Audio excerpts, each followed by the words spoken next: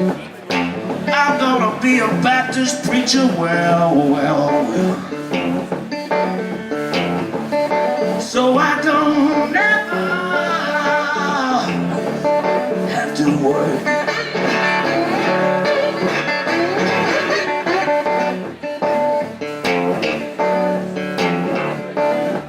I've been to Hungary, yes, many times, and Kobuci is one of the best venues here, and A38, I love the boat, you know, where we played many Briansdog's concerts, and I played many of my own shows here too. But yeah, I've been playing in Hungary almost 20 years now, so I keep coming back at least maybe 2 times a year, sometimes more, you know, so I always enjoy it. The audiences are wonderful.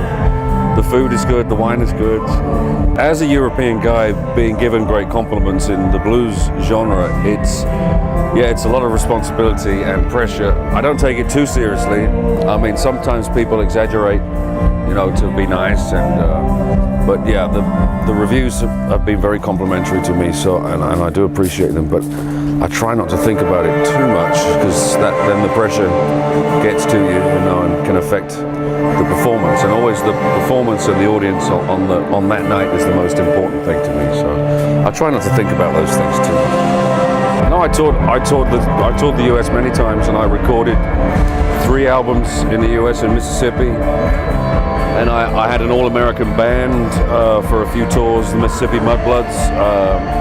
Guys from North Mississippi All-Stars, and so I spent a lot of time over there touring and playing with, and I've always played with many American musicians, so they've been a big influence on me. Blues certainly was big in the UK, especially in the 60s before I was born. So it's not that strange. There's a lot of blues musicians or blues lovers in the UK. I mean, they took it back to the US in the 60s, so you know, the British are responsible, have some responsibility for the popularity of blues today. I guess it was strange for someone of my generation.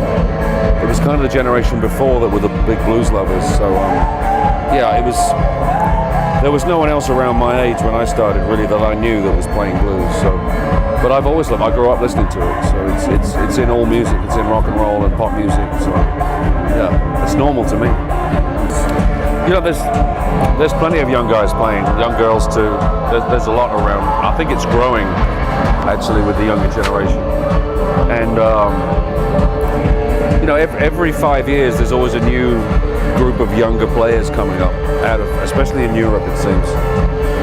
And there's some young guys coming out of the US now as well. So I never worry too much. There's always fresh.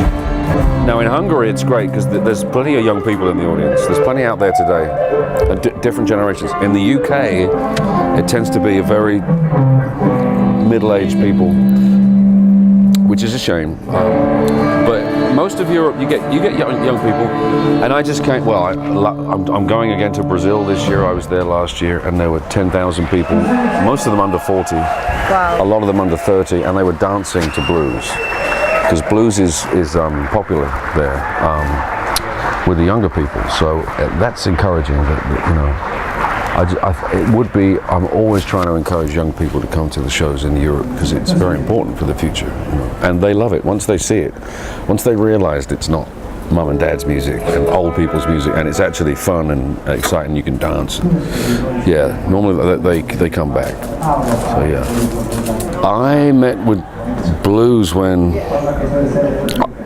I was very small. I think probably through my parents listening to the Rolling Stones, and I think a lot of people had the same experience.